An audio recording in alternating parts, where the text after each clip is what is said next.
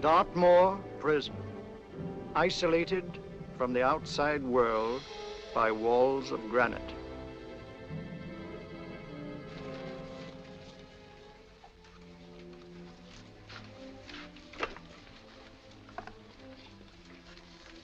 They say you could get out of here by merely telling what you know.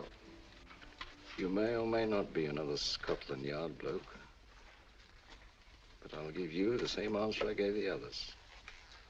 I still have 2 years, 8 months, and 6 days left in which to make musical boxes. That'll be sold at auction for the benefit of this delightful sanctuary. And I intend to sell them.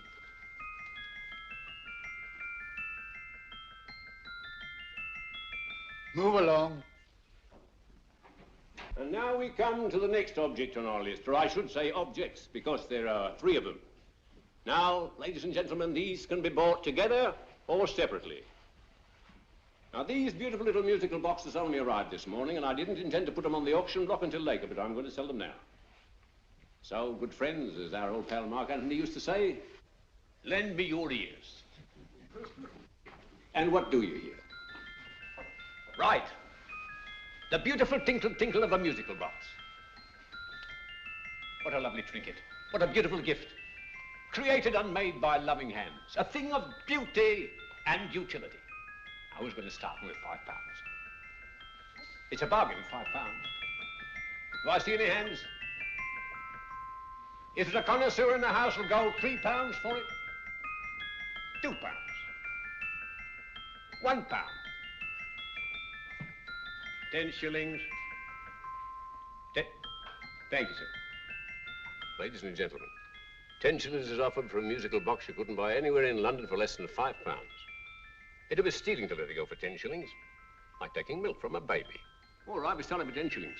10 shillings, 10 shillings is offered, 10 shillings is offered, 10 shillings is offered. And anybody give him £1? Want to give him £1?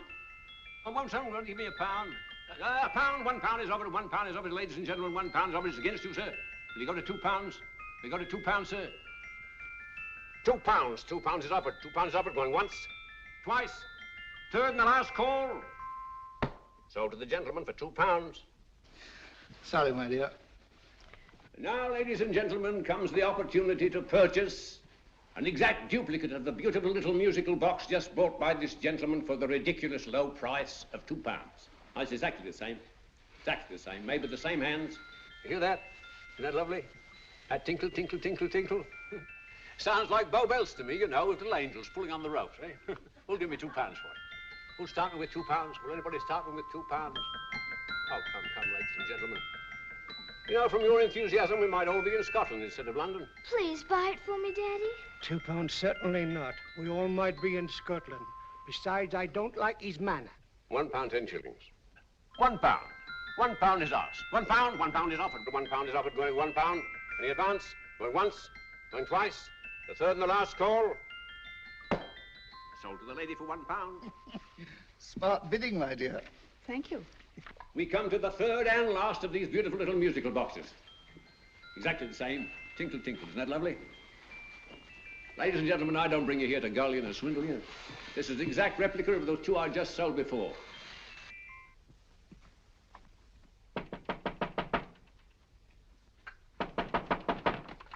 We're closed. But this is extremely important.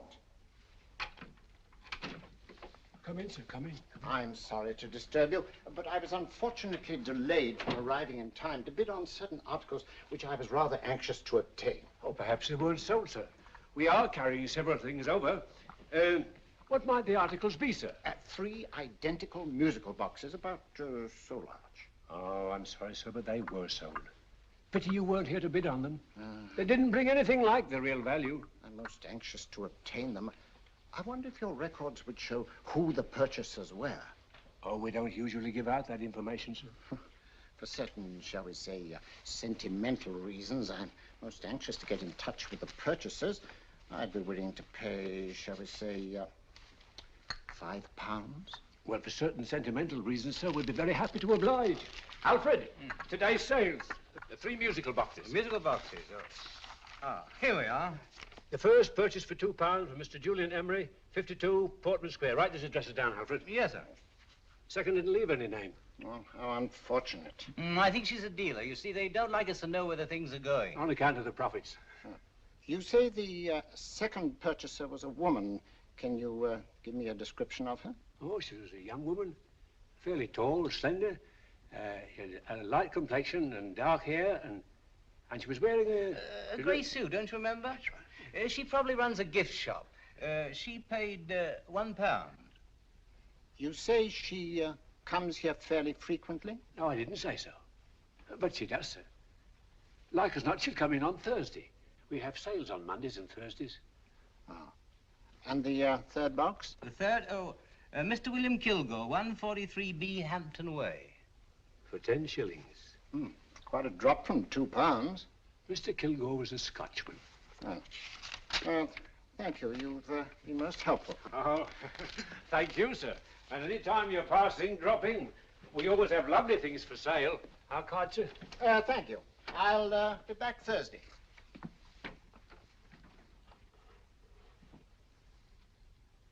The message reached us too late. Musical boxes are being sold. Well, let's get out of here.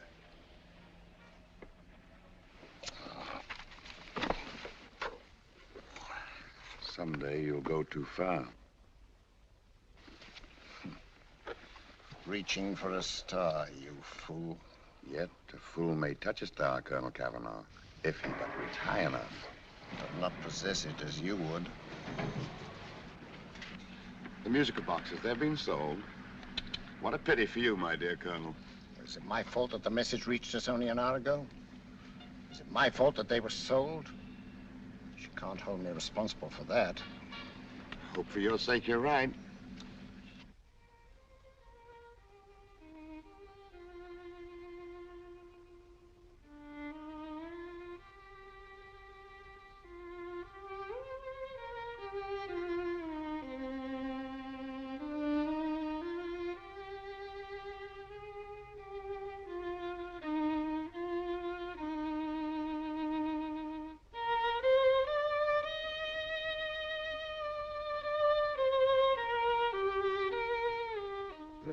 Upon you tonight at 7:45, a gentleman who desires to consult you upon a matter of the very deepest moment. Do you remember that letter, Holmes? It was written over 2 years ago. An interesting case, devilishly interesting. Irene Adler. What a striking-looking woman from the brief glance I had of her. Seems only yesterday. What charm. What poise, and what a mind. Sharp enough and brilliant enough to outwit the great Sherlock Holmes himself.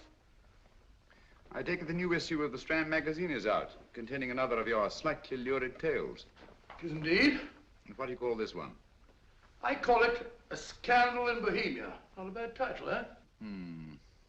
If you must record my exploits, I do wish you'd put less emphasis on the melodramatic and more on the intellectual issues involved. More on the What do you mean by that? Well, I do hope you've given the woman a soul. She had one, you know. By the woman, I suppose you mean Irene Adler. Yes. I shall always remember her as the woman.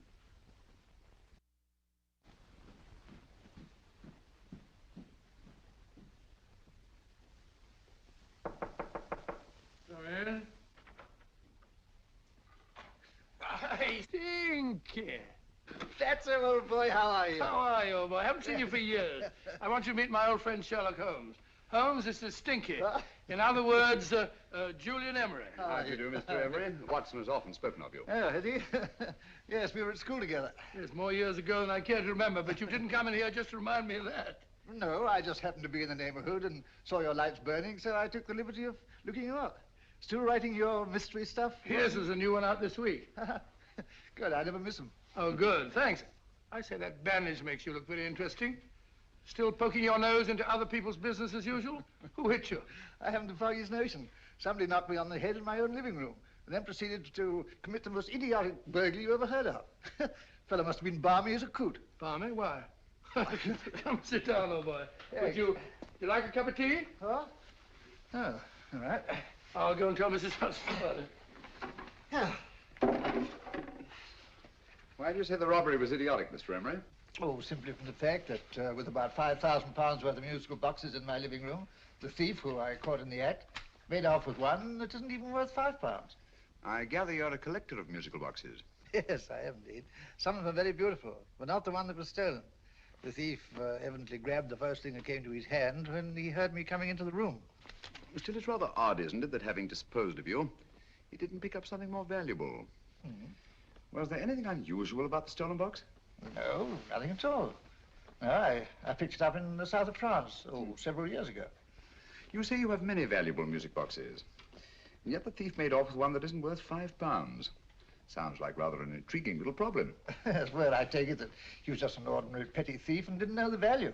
That is a possible explanation, and yet I venture to say that the average petty thief has a more extensive knowledge of the value of objets d'art than the average collector. Well, anyway, that's Scotland Yard's theory. They didn't get very excited about it. That's consistent anyway. I wonder if I might see your collection, Mr. Emery. Oh, of course you could, yes. Nothing a collector likes more than showing off his trophies. When would it suit you? No time like the present. Good. My place is just round in Portman Square. Shall we? Yes, right. Hello? Where are you going? Stinky hasn't had his tea yet. Oh, I'm sorry. We're going round to my place, where I'm going to give you something better than tea. Now, this one was made for Louis XV, and is one of the very few still in existence from that period. And a particularly fine specimen at that. Charming, isn't it? Quite. They all sound to me like a lot of mice running about on a tin roof. I'm afraid you have no ear for music, Watson. Give me a good old band playing a rousing march. You have all your silly little tweets.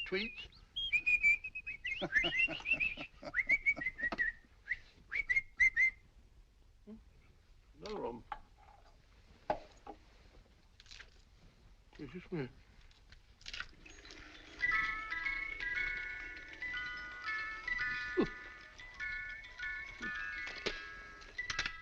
Stupid thing.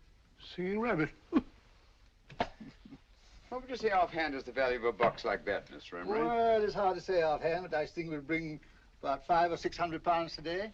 It's the gem of my collection.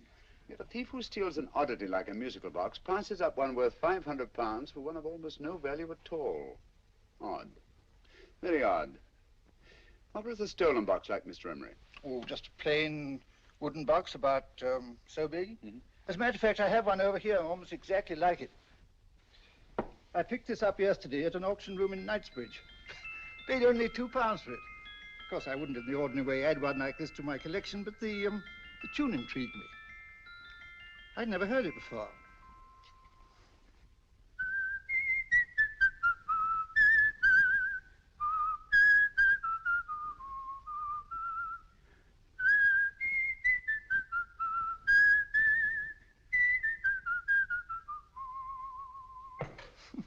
You have a remarkable ear for music, Holmes. Rather an unusual melody. Sit down, will you? Thanks. You say you bought that box at an auction sale yesterday? Yes, the Gaylord auction rooms in Knightsbridge. Run by old, what's his name? Crabtree. That's the man. At what time was the robbery committed? Oh, about 3 o'clock this morning. You know, Mr. Emery, that box and the robbery might well be cause and effect, especially since you say that the stolen box outwardly resembles this one a great deal. And Scotland Yard were not particularly interested, eh? Oh, yes, but I wouldn't blame him for that, especially as I told him I was quite unable to describe the thief, except, of course, for the fact that it was definitely a man. All you remember is that you came in here and someone struck you on the head. Yes, and the next thing I knew, my man was trying to revive me. It might be wise for you to put that box away somewhere and lock it up. Oh, I don't think that's necessary. Besides, everything's insured. Well, at least if any further attempts at robbery are made, I'd suggest that you call the police, rather than running into any personal danger. Oh, come, Holmes, aren't you being a bit of an alarmist? Possibly. Well, I must agree with old Stinky. Seems to me you are making rather a mountain out of a molehill. Molehill is the word, old boy, and it's time you were in bed. Thanks so much for letting us see your place. Now, it's been glad meeting you. Holmes, I can't understand why you were so mysterious. Seems to me the petty thief explanation was the only sensible one. Really? Yes, I can't see how you can believe it was anything else. I didn't say I believed it to be anything else. The petty thief theory is the obvious one, I grant you. However, it's often a mistake to accept something as true merely because it's obvious. The truth is only arrived at by the painstaking process of eliminating the untrue. We are not able to do that in this case without further data. Rubbish, you're pulling my leg. You're trying to turn a tuppenny halfpenny robbery into an international plot. No, I'm not. I just hope that your friend Stinky is a little more cautious in the future, just in case.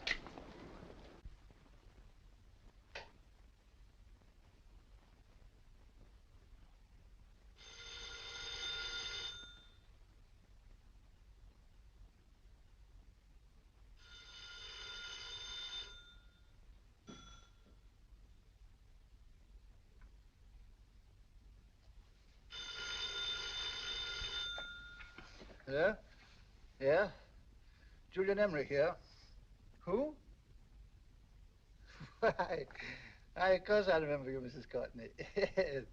Yes, you're the one bright spot at that appallingly dull affair of Lady Sanford's. Huh? Of course it isn't too late to come round. Yes, I shall be delighted to give you a drink. I tell you what, come straight up and I'll leave the door unlatched.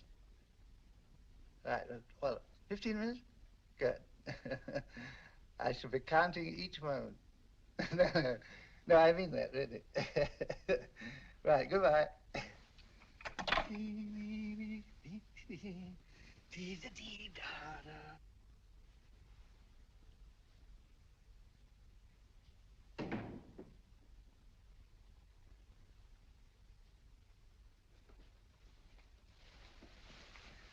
Boo!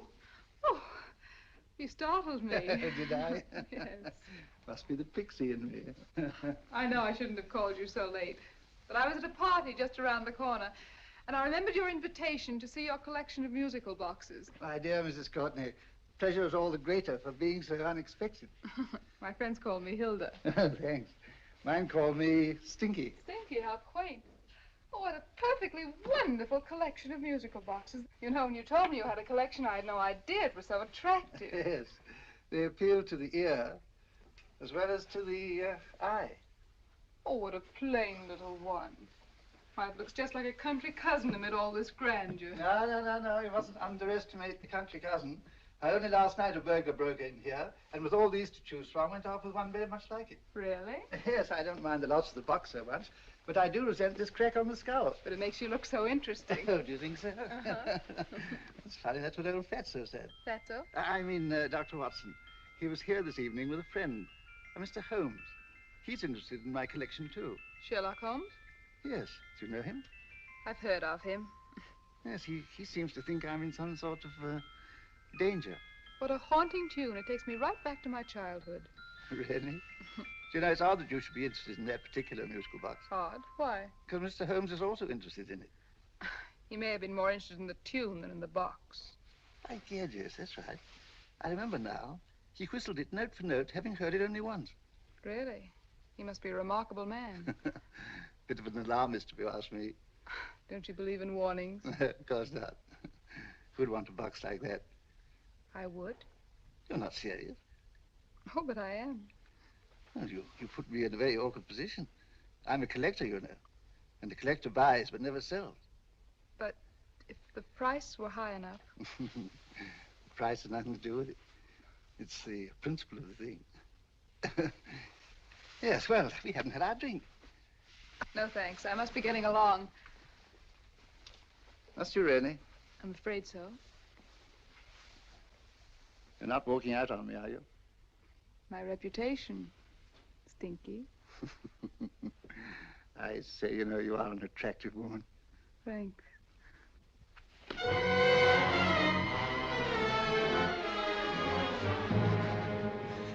You fool. I told you to wait outside. What did you have to kill him for? All I had to do was walk out with this. He held you in his arms. Don't touch him. Don't touch anything. Now get out. I'm sorry. You're sorry. What about me? This is murder. What about Scotland Yard? What about Sherlock Holmes? Now get out!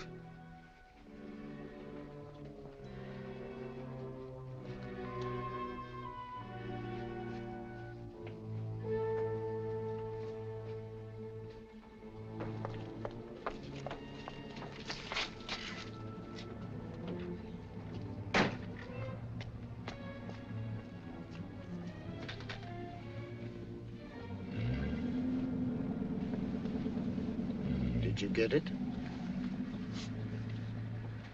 Good. Did you have any trouble with him? Just a matter of murder. Ah, Mr. Holmes. Hopkins. Thanks for coming so promptly. Inspector Lestrade suggested that I call through to you. Mr. Emery was the client of Mr. Holmes, Inspector. Indeed. You didn't mention that when I telephoned you, Mr. Holmes. Well, not exactly a client, Inspector. Sergeant Thompson? He was killed between the hours of 11 and 2 o'clock this morning, Mr. Holmes. Must have been someone he knew, someone of whom he had no suspicion. Poor old Stinky. It's all my fault. I should have prevented this. Well, it's no time to start talking about that now, Doctor. Apparently it's gone. That's the second attempt on the musical box that Emery bought at the auction sale. And this time it was successful. But that box was only worth £2. It was worth a man's life, Watson. I think we'd better pay a visit to Gaylord's auction room and that fellow Crabtree. Inspector, may I suggest that you make a complete search of this flat for a small, plain, musical box about that size? Thank you. Come on, Watson. You say the first box went to Mr. Julian Emery. The second to Mr. Kilgore, 143B Hampton Way. And the third to the unidentified young lady who presumably has a shop and lives near Golders Green. That's right, Mr. Holmes. Isn't it rather strange, Mr. Crabtree, that you should have had 3 identical musical boxes all playing the same tune? Where'd they come from? Dartmoor Prison. Dartmoor? Yeah, we get a regular shipment from there every month.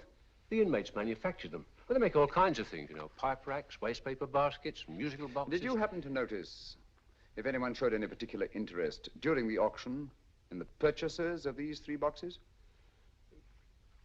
Oh, come now, Mr. Crabtree. This is very literally a matter of life and death. Well, since you put it that way, Mr. Holmes, there was a gentleman came in here about an hour after closing time, and he was in an awful state, he was.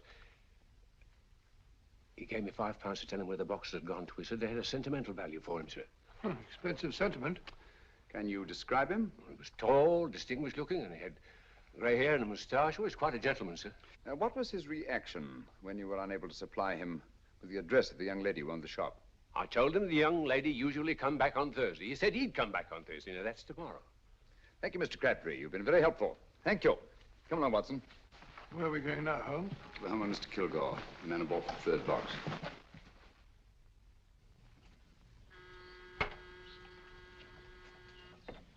But hang it all, Holmes, how do you know those other 2 musical boxes are of any importance? I don't, but I certainly have no intention of waiting until the owners are murdered to find out.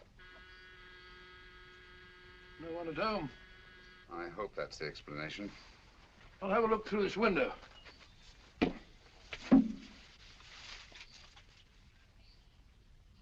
Doesn't seem to be anyone there. The whole place seems deserted as far as I can see. Yes. Mr. and Mrs. Kilgore at home? No. When do you expect them? Oh, in an hour or so. There's no use you're hanging about. They don't buy nothing from peddlers. Peddlers? My good woman, this is Mr. Sherlock Holmes. Sherlock Holmes? Oh, go on. Do you mind if we come in and wait? My business is rather urgent. Well, I've got to go out and do my shopping. And I don't know as Mrs. Kilgore'd like any strangers nosing about. Quite all right, I assure you. Well, I've got to be off. You 2 wait in the parlor. And no smoking either. Mrs. Kilgore says it smells up the house. Funny old girl, Holmes.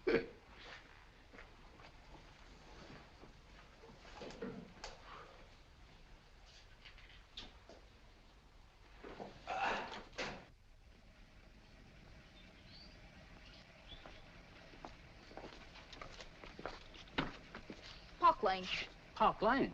And what would the likes of you be doing in Park Lane? Now, don't worry about the fare, Ducky. If you knows how to get to Park Lane, up it.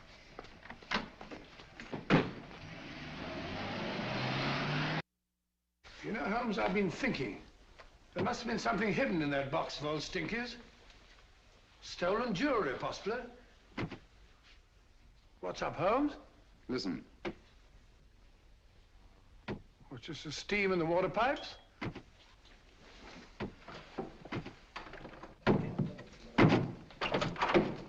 Watson! Great Scott! Come on, Holmes. Get on the chair here. It's all right, my dear. There. Now, don't worry. It's all over. There you are, dear. Don't cry anymore. She tied me up and shut me in the cupboard. I know.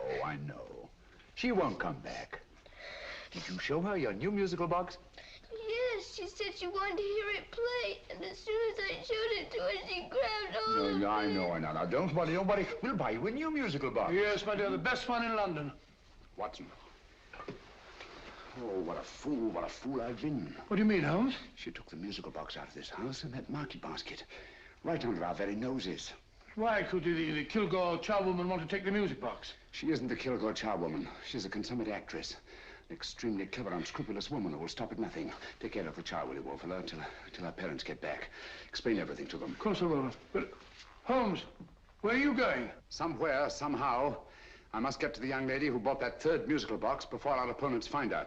I only hope that I won't be too late. Oh, no. No, darling, you mustn't cry anymore. Now, cheer up. Would you like to hear old Uncle make a noise like a duck?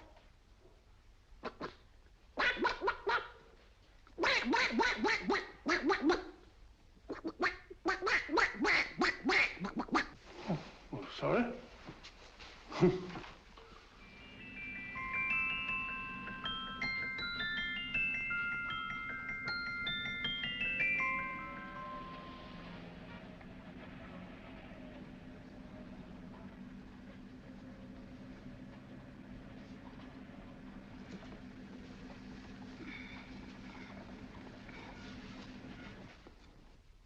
Now, ladies and gentlemen, how much am I offered for this beautiful lace Dresden china figurine? A lady of the French court. Now, this is the genuine article. What a beautiful ornament for your mantelpiece. Or you could use it as a centerpiece on the dining room table. Now, will somebody start me for £10? Will somebody start me for £10? £8? £7? All right, £5 is offered, £5 is offered, £5 is offered, £5.10, £5.15, £5.15. £6 is offered, £6, going once, going twice, the third and the last call. Have you all done? Sold to the lady from Twickenham for £6. Next, we have a real museum piece, ladies and gentlemen. A fine 19th century doll. The costume an exact replica of the holiday clothes worn by the Hungarian peasant women. Now, ladies and gentlemen, an article like this would cost you from £15 to £20 in a West End shop. I'm not going to ask for anything like that. Who'll give me £2 for it? £2. Anybody offer me £2? £2 for the Hungarian? £2? £1. What? Anybody give me £1? Anybody offer me £1 for the doll? £1 is offered, ladies and gentlemen. £1 is offered. Now, I'm not going to waste your valuable time or mine in trying to get one half of what this beautiful doll is worth. If the young lady can steal it for £1, that's her good fortune. So it's going once, it's going twice, the third and last call. Any more? Sold to the young lady for £1. And now, ladies and gentlemen, may I draw your attention to something which may be a great surprise to you, worthy of any collection. The only other one like it is in the British Museum. It's a Ming vase of the 7th dynasty. This vase lay in a large collection somewhere outside Rome for over 2 centuries, I understand. It was discovered there by the noted antiquarian, Sir Andrew Coppleston. Now, some of you may remember Sir Andrew Coppleston. Besides being a noted traveler and antiquarian, he's also a gentleman rider.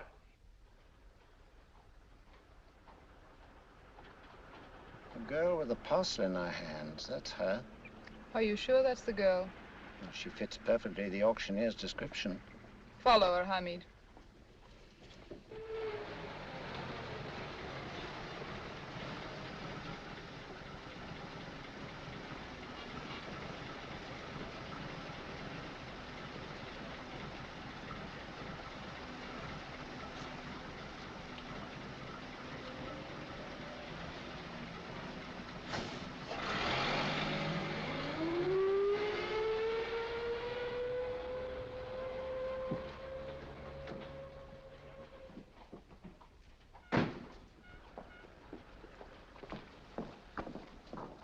It's lovely, dear. And only £1.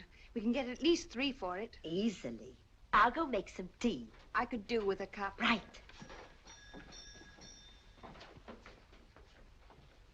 Good afternoon. Good afternoon. I'm looking for a birthday gift for a 7-year-old girl. What would you suggest? We have some lovely dolls. Now, this Hungarian I think peasant- she has enough dolls already. Books are always welcome. Well, I'm looking for something a little different. Well, that's rather cute. What is it? Oh, that's a musical box. Children always love them. And this is an exceptionally nice one. It plays many tunes.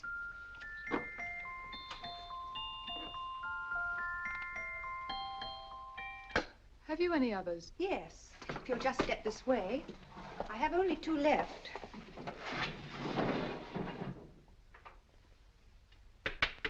How nice.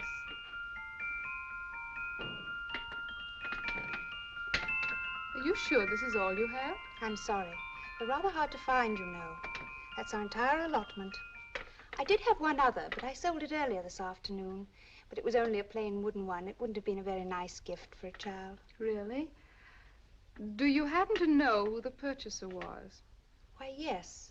He left his card, just in case anyone should inquire for him.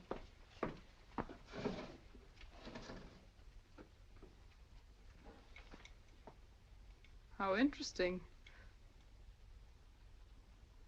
I'm sorry, but I'm afraid I'll have to look a bit further. Thank you anyway.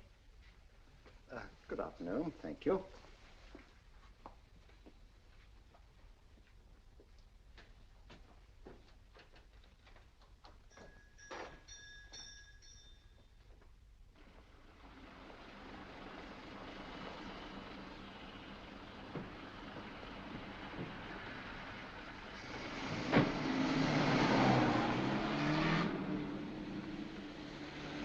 Heavy!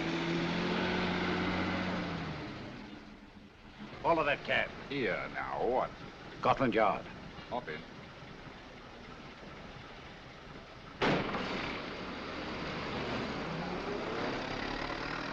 Sherlock Holmes. I might have known.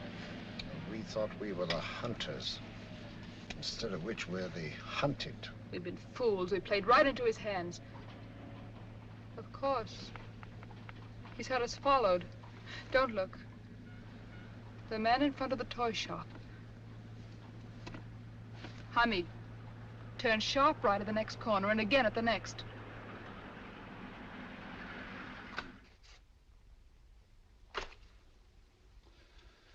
No photograph of her, Commissioner, as I expected. She's not a known criminal. But how do you expect to know if you do find her? After all, she was disguised as a charwoman. Don't worry, old fellow. If I ever see her again, I'll recognize her.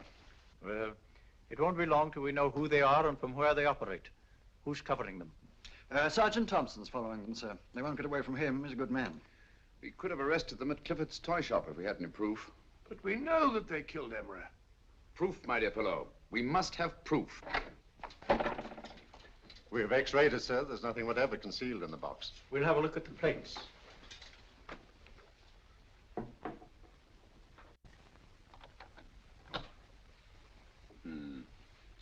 There must be some clue. And it's probably so obvious that we've all overlooked it. Seems to me we're up against a bunch of lunatics. Not lunatics, my dear fellow. Extremely astute, cold-blooded murderers. What can these little musical boxes have in them that's so important? Don't forget, they were made in Dartmoor prison. You can smuggle stuff into prison, but not out. Do you want us to break the box apart, sir, to see if there's anything the x-ray hasn't caught? No, not yet. Do you mind if I take it? Certainly. Thanks.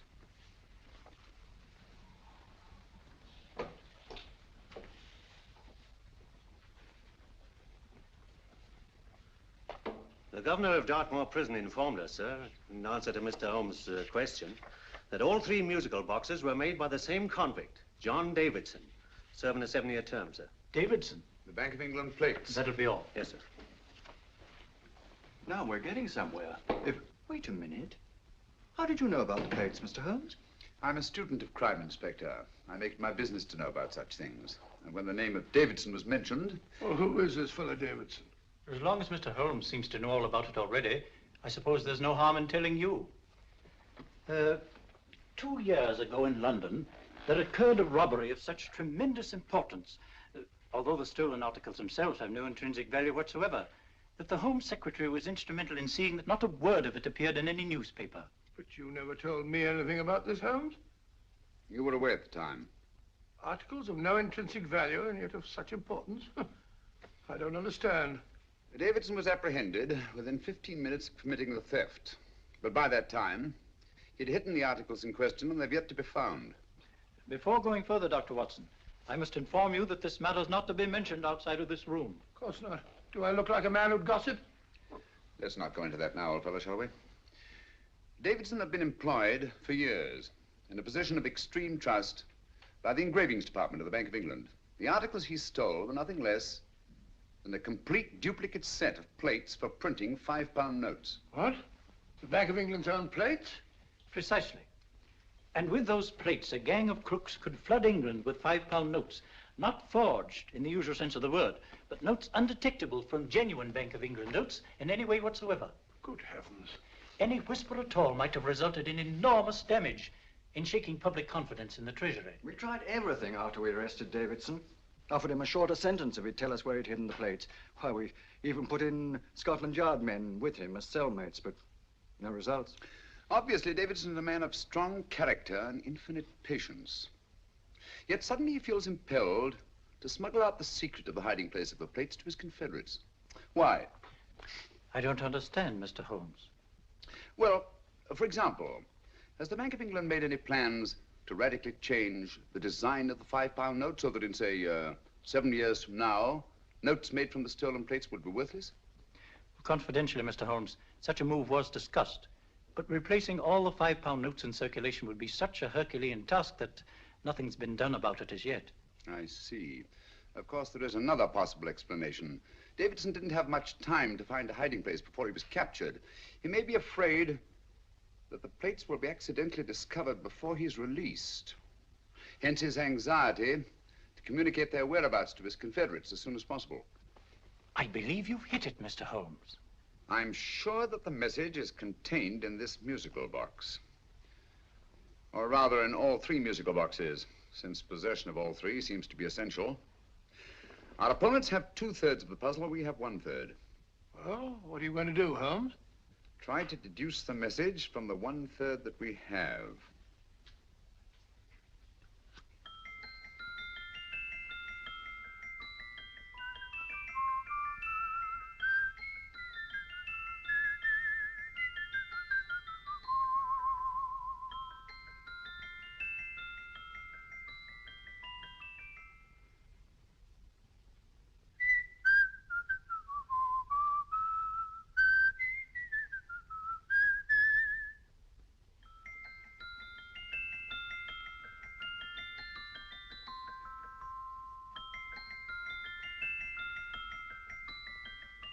It's the same tune as the one played by Emery's musical box.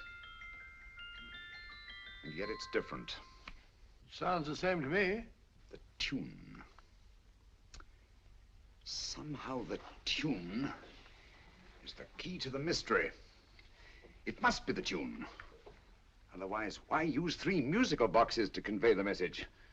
Why not collar boxes or shoe boxes? Yes? Oh. It's for you, Inspector. Oh, thank you, sir. Inspector Hopkins speaking. What? Where? Golders Green Station reports they've just found Sergeant Thompson's body. From the tire marks on his clothes, he was apparently run over by a taxi. What an unfortunate accident. Not an accident, my dear fellow. I'm afraid it's murder. Oh, you never know just who you're going to meet when you're walking down a busy London street. Mrs. Hawkins, Mrs. Brown, any subject of the crowd. Oh, you never know just who you're going to meet. So you better hold your topper in your hand, just in case you meet a lady on the strand. Girls will think you're kind of sweet, and your day will be complete. Oh, you never know just who you're going to meet. Now, a gentleman is judged by his appearance. Yes, a gentleman is judged by how he talks. Now, he's much better off when he's acting like a toff, especially if he's taking him a walk. What on earth is this outlandish place? A rendezvous for actors. Actors? Buskers, old boy. You've seen them 1,000 times. Actors who entertain the queues, waiting outside theaters. Who you're going to meet when you're walking down a busy London street. So you better wear your best velvet pies to look your best, 'cause you never know just who you're going to meet. So you better keep your manners right in view, just in case a lion gives a how'd you do. Keep your trousers in a pleat, shine your shoes and keep them neat, 'cause you never know just who you're going to meet. Blimey. Mr. Holmes. How are you, Joe? Never met him. And yourself? Fine, thank you. I want you to meet a friend of mine, Dr. Watson, Joe's sister. Oh, well, any friend of Mr. Holmes is a friend of mine. Hi, Joe. He did me a good turn once that I'll never forget. Yes, I cleared Joe of a most unpleasant charge. Murder, no less. Oh, really? By proving to the satisfaction of the police that he was busy at the time blowing open someone's safe. That's right, Governor. Good gracious me. Joe, now you can help me. Come on, buzz off, buzz off. Come on, up it, up it. Can't a gentleman have some peace and quiet around here? And you too. There you are, Mr. Holmes. Now we can have some peace and quiet around here. Thank you, Joe. There's £5 in this for you. Well, I wouldn't want to take it on myself, sir, but I can get somebody to do it for you for half of that. You don't know what the job is yet. For £5? Murder, ain't it? What? No, Joe, not murder, just music. I want you to identify a song for me. Oh, there ain't a song that's been written that I don't know. That's why I came to you. Of course, the violin is more my instrument, but, oh, well, here we go. Now, listen to this, Joe.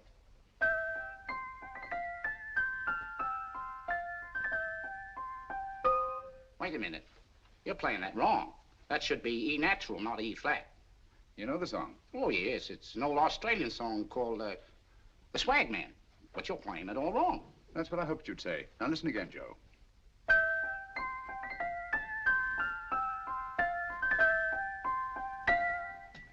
That's the same tune, all right, but you're making different mistakes than you did the first time.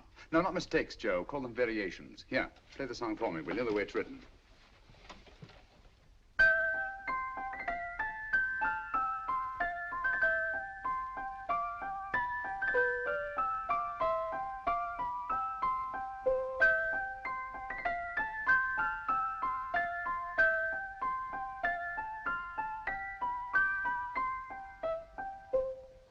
There you are. Thank you, Joe. What's it mean, Holmes? Are you onto something? Perhaps. I don't know yet. It's probably a code of some sort. Joe, could you write the song down for me, the way it was originally written? Oh, sure, Mr. Holmes. But it'll take a few minutes. Mm-hmm. Here, Mabel. Pale ale. Come on, up to it. Along with it.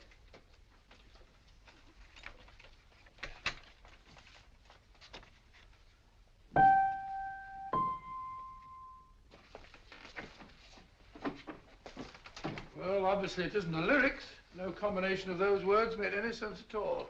The variations in the way Emery's musical box played the tune are different from the variations in the one we have. You sure? Quite. You see, I took the trouble to memorize the tune as played by Emery's box that night we were with him in his flat. Holmes, you amaze me. Elementary, my dear fellow. One of the first principles in solving crime is never to disregard anything, no matter how trivial. But why were 3 boxes? Why not 1? Because the message was obviously too long to be conveyed by any one variation. Then there's the 3rd box, the one that woman took from the Kilgores. That contains yet another set of variations. Yes, well, it's all beyond me. Well, all we have to do now is to find the secret of the variations. Not a very easy problem to solve, my dear fellow.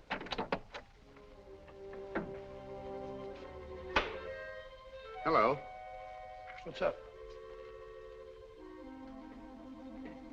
We've had company.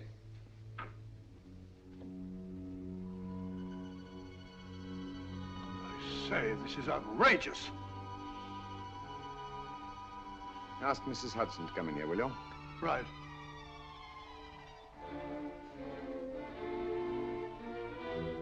Hudson? Yes? Oh, there you are. Will you come up here at once, please? Oh, coming, sir.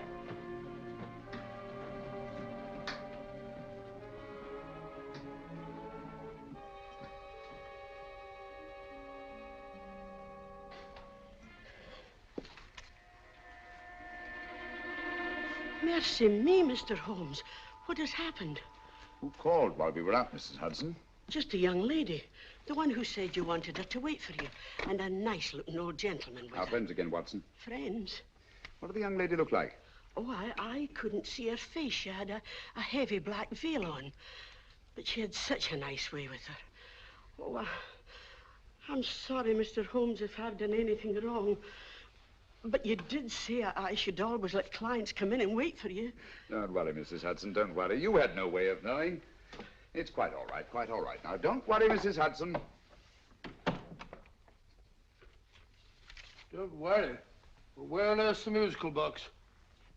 They didn't get it. Didn't get it? Where is it? It's in your hand. Huh? In that biscuit jar. Take the biscuits off the top. Now put your hand inside, and you'll find the music box. Well done, Holmes. Well done. Amazing.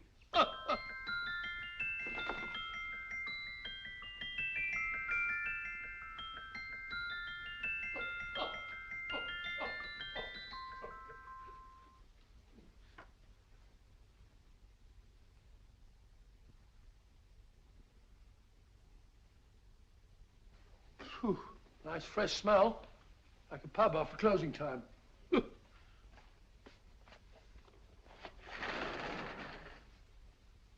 I say, Holmes, What? it's morning. Allow me to congratulate you on a brilliant bit of deduction.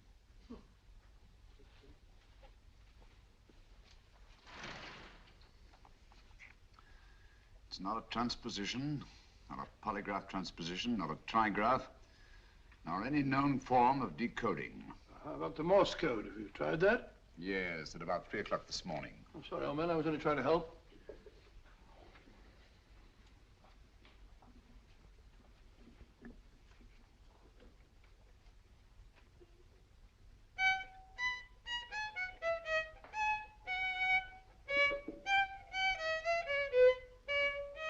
Oh, do me a favor. Not again. Must have heard that thing 1,000 times. Kept me awake all night.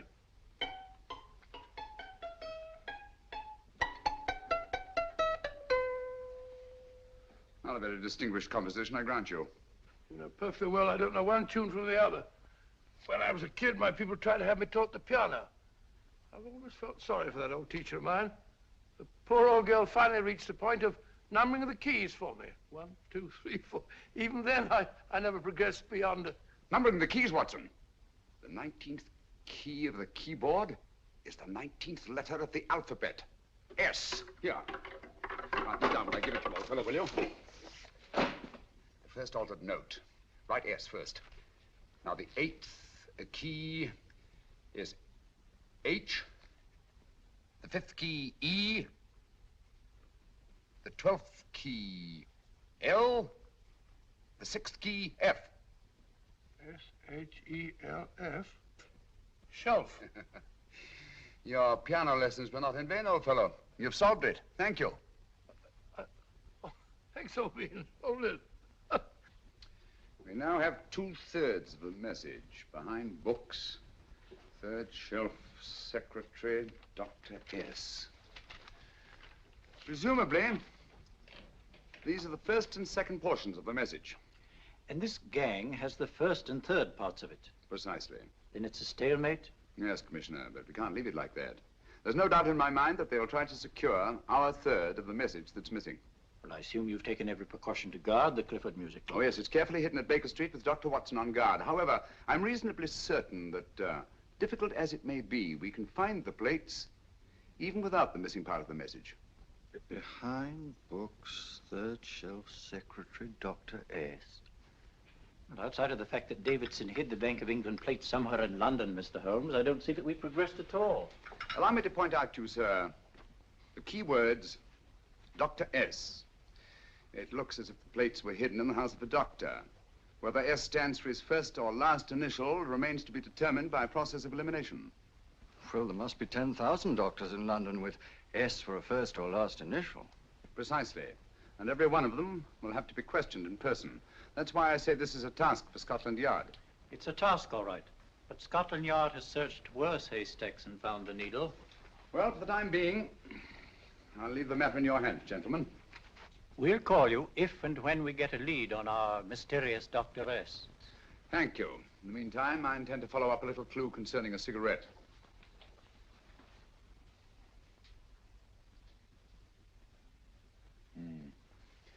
You're certain of the identification of the tobacco? Absolutely. I have made up this special blend for only 3 customers.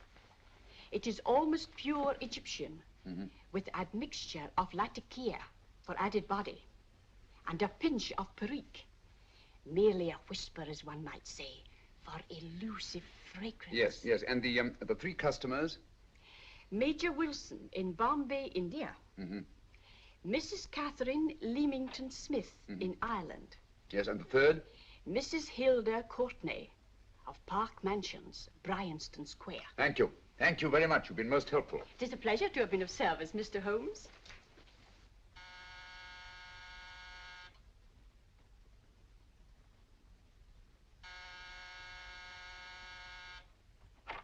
Yes? Mrs. Courtney?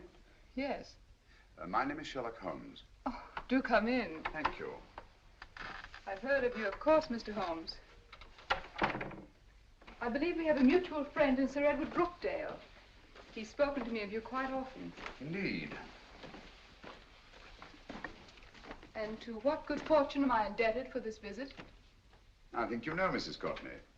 Well, I did get a summons for speeding last week, but outside of that, I don't think I'm of any interest to the police. Oh, come now, Mrs. Courtney. You seem to forget that you and I have met before. I'm sorry. I'm sure I would have remembered meeting the great Sherlock Holmes. Please sit down. Thank you. You say we met before. Yes. At the home of Mr. and Mrs. Kilgore, 143B Hampton Road. Kilgore? I don't think I know anyone of that name. Well, I didn't say you knew them. As a matter of fact, you called on them when they were out. I don't understand, Mr. Holmes. Really? And you were dressed rather differently. Indeed. Cigarette? Thank you.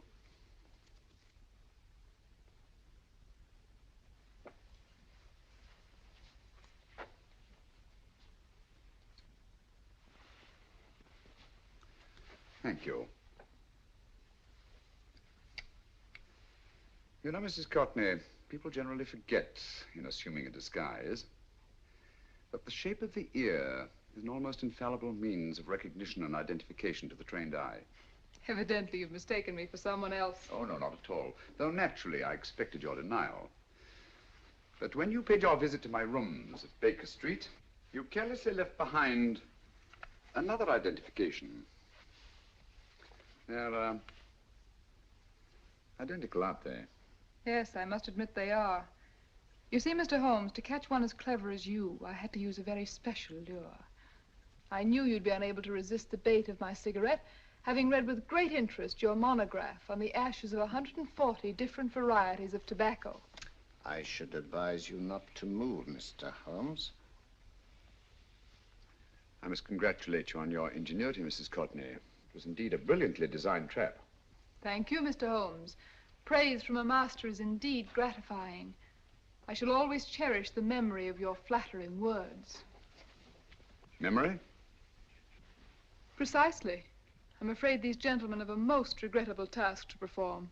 Unless, of course, you care to turn over the missing musical box with your pledge to take no action against us in the future.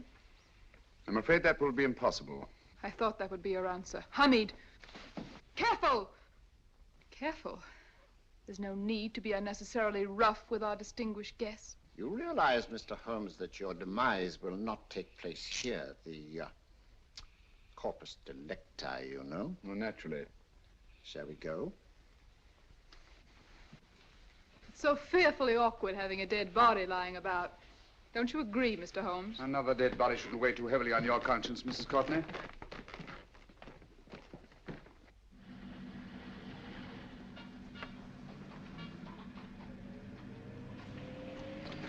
You mind if I have a cigarette?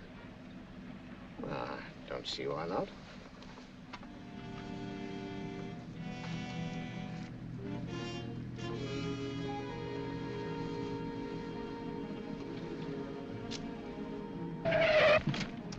Be careful, Hamid. It's the brakes they bind. Thank you, Colonel Cavanaugh. It's very considerate of you.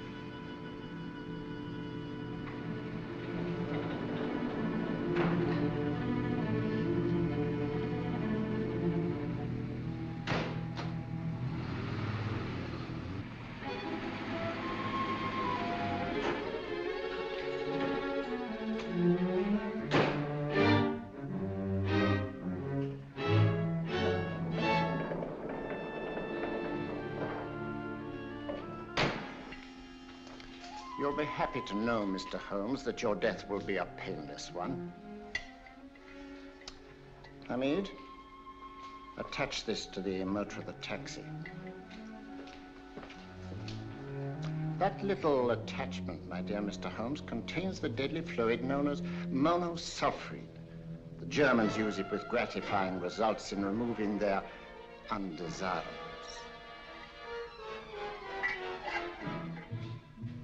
Start the motor.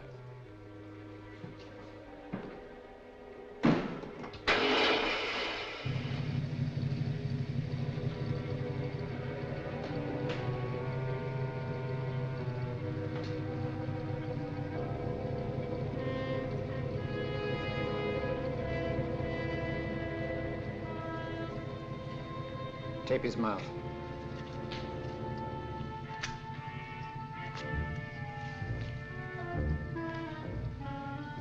Now, up with him, Hamid.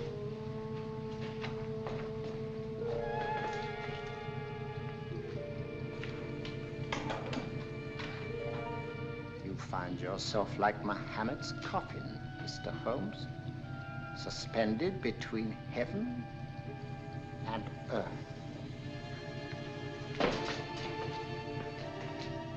Plenty of fuel in the tank?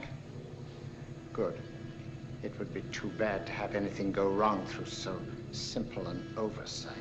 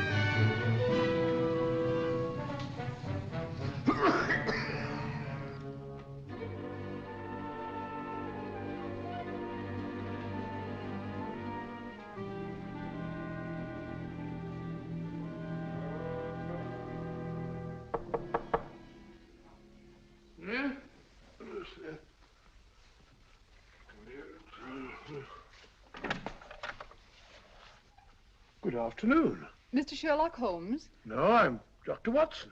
Oh, of course, Dr. Watson. How stupid of me. Oh, so this is stupid of me. Won't you come in? Well, I really came to see Mr. Holmes. Oh, I'm afraid he's out. I don't know when he'll be back. Perhaps there's something I can do. Won't you sit down? Thank you. You know, Sherlock Holmes and I have been engaged on a great many cases. Oh, really? Yes, indeed. As a matter of fact, this very moment, we're involved in one of the most baffling... Oh, well, won't you tell me your trouble? I may be able to help you. That's very kind of you, Dr. Watson. Perhaps if I wouldn't be imposing too much. Imposing? Oh, there's no imposition. No imposition at all. A pleasure, I assure you. Now, tell me all about it, Miss Williams. Mrs. Williams. I live in Surrey, Dr. Watson, and I've come up to London in sheer desperation. My only sister has disappeared, and the local police seem utterly unable to find her. Well, Holmes and I solved a case exactly like that once.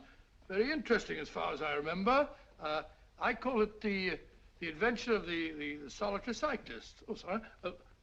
Now I come to think of it, it wasn't so very similar. Entirely different. I don't think what I was saying. Where were we? She's only 17, Dr. Watson, and until she disappeared last Thursday, she seemed to be in the best of spirits. Possibly a romantic entanglement? Oh, no, nothing of the sort. She left no note, didn't even pack a bag, no explanation. She just started to walk to the village from our house in broad daylight and simply vanished from the face of the earth. Oh, there. Might I have a glass of water? Please, glass of water. One minute.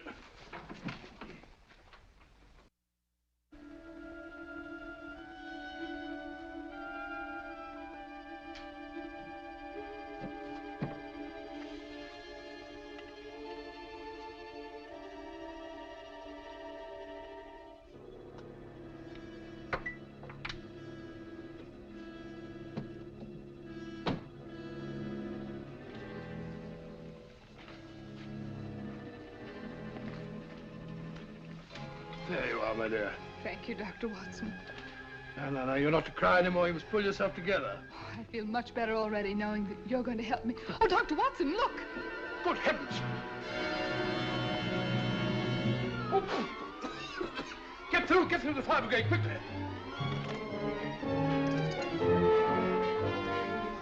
Haven't you a fire extinguisher?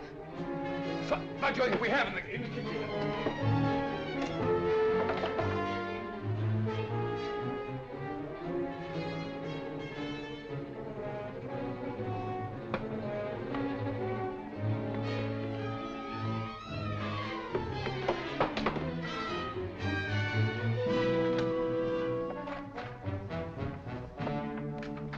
Don't you worry, Miss Williams. We'll have this thing out in no time.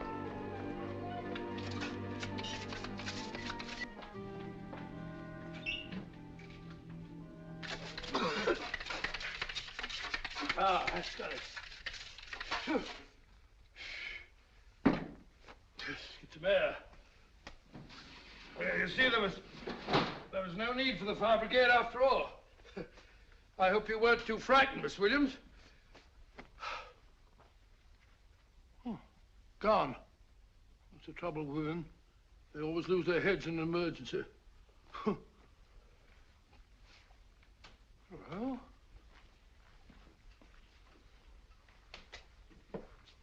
a musical box.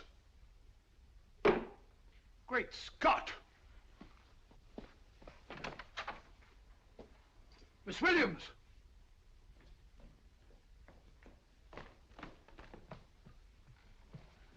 Well? Good. And Holmes?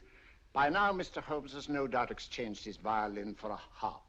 Always assuming that heaven is his destination. And now that we have the missing musical box.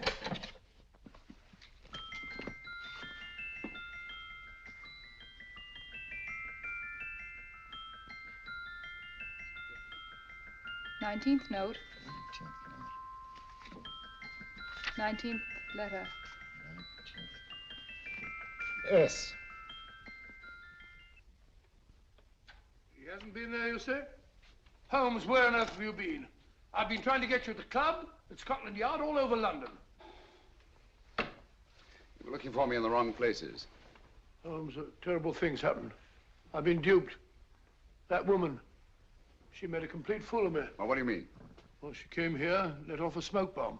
I thought the whole place was on fire, and my first thought was to save the musical box. No need to say any more. She has the box. Yes. Don't blame yourself too much, old fellow. She's an extremely clever antagonist. Smoke bomb, you said? Well, you can console yourself with the thought that your charming friend is at least a reader of yours. What do you mean? If I remember correctly, you wrote about my little experiment with smoke and the cry of fire in a story you entitled A Scandal in Bohemia, which has just appeared in the Strand magazine. All right, old boy. Don't rub it in. Well, it may cheer you up to know that you made a fool of me, too. That cigarette stub was planted here for one express purpose. We're going to bandaging around this place. Bandaging? What's the matter, Holmes? You hurt? Explanations will have to wait until later. At the moment, we're faced with a problem which I fear is insurmountable. Come over here, old boy, will you? Right. Our opponents are in possession of all three parts of the code. And here are we, while the Bank of England plates pass into their possession. Cheer up, old fellow, cheer up. As Dr. Samuel Johnson once said, there's no problem the mind of man can set that the mind of man cannot solve. What's that, old fellow? I was just quoting Dr. Samuel Johnson. He said there is Thank you, Watson. Thank you. Leaving the front reception room, we come into the main hall, where Dr. Johnson was in the habit of passing through to have his meager meals in the dining room opposite, in company with his friend and biographer, James Boswell. We will now pass up the stairway, which remains in its natural wood finish, just as it was when the good doctor was here. The framed etching on the wall is believed to have been presented to Dr. Johnson by the distinguished painter, Sir Joshua Reynolds.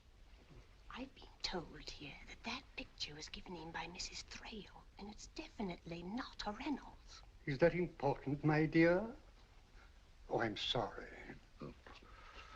This way, ladies and gentlemen, please, this way. Move along, children, move along. The secretary's not on this floor. Patience, Hamid. I've a feeling My that... dear Colonel, with Sherlock Holmes out of the way, what could go wrong?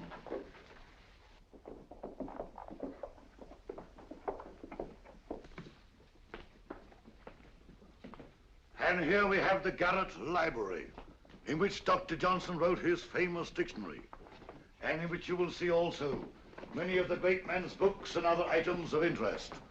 Step forward, ladies and gentlemen, please, step forward. Standing in the corner is the secretary, which contains many of the original works by the literary genius.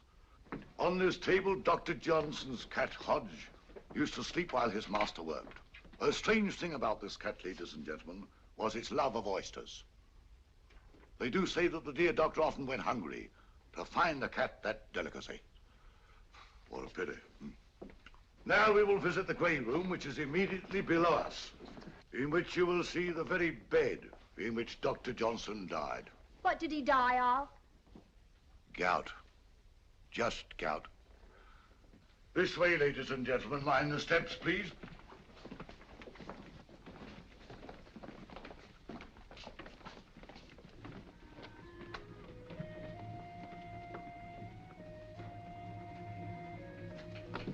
No keys.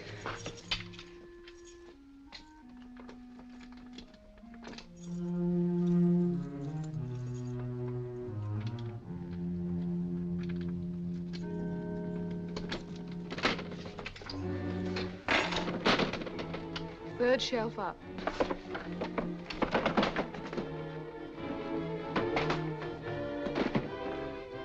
The knife.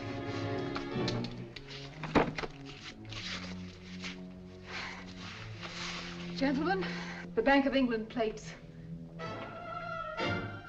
Well, Mrs. Courtney, so we meet again. No, I shouldn't do that if I were you, Colonel Cavanaugh. I must congratulate you, Mr. Holmes. You're far more clever than I thought. Thank you, Mrs. Courtney. Praise from you is indeed gratifying. I shall always cherish the memory of your flattering words. Memory? Oh, thank you. And now I have a most regrettable task to perform.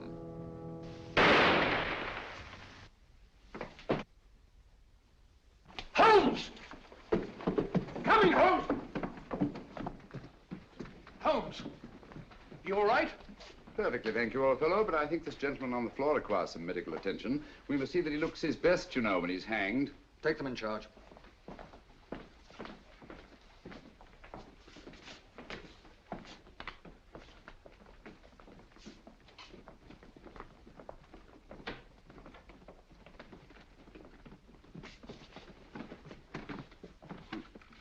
A brilliant antagonist. It's a pity her talents were so misdirected. Will you see that these plates are returned to the Bank of England, Inspector? I still don't understand how you solved it, Mr. Holmes. It's entirely due to Dr. Watson. He gave me the clue when he mentioned Dr. Samuel Johnson. Well, congratulations, Doctor. Oh, thank you, Inspector. I don't think I'd have done it entirely without Mr. Holmes's help, you know.